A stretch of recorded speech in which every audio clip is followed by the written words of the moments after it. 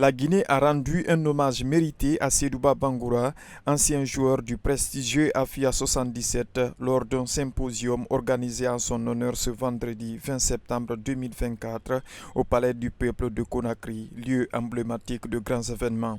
Cette cérémonie a réuni ses amis, proches, membres de sa famille, le ministre des Sports ainsi que des représentants de la Fédération guinéenne de football.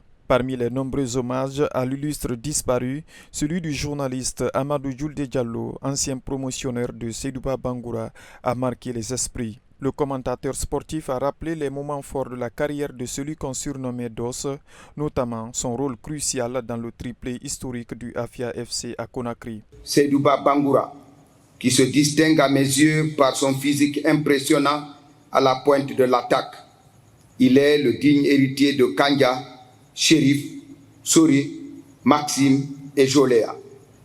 Et il le prouve en ouvrant le score d'une tête magistrale. Bangali Silla et Papa Camara achèveront le bon boulot qui offre le triplé au AFIA Football Club de Conakry. Sedouba Bangoura était reconnu pour ses qualités exceptionnelles de footballeur. Il faisait vaciller ses adversaires, même les plus expérimentés. Dos était considéré comme un talent inégalé sur les terrains. Au foot, Sedouba Bangoura avait surpassé son modèle avec le génie de l'artiste et l'adresse de l'artisan. Il avait fait brouter l'herbe à ceux qui avaient bâti leur réputation dans la spécialité, comme Lobilo Boba du Vita Club de Kinshasa. Il avait douché leurs ardeurs et détérioré leurs émotions.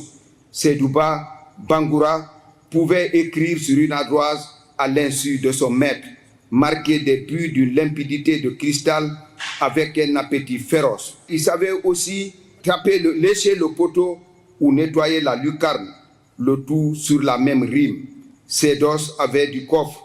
Il savait que l'histoire sublime le sacrifice. Il savait aussi construire dans le marbre en reconstruisant la capacité, car pour lui, les peurs que nous n'affrontons pas deviennent nos limites.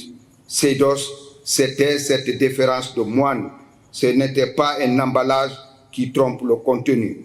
Ses dos était un tout qui faisait la poésie avec les pieds. Décédé le mardi 17 septembre 2024 des suites d'une maladie à Conakry à l'âge de 70 ans, Sedouba Bangoura repose désormais au cimetière national de Cameroun.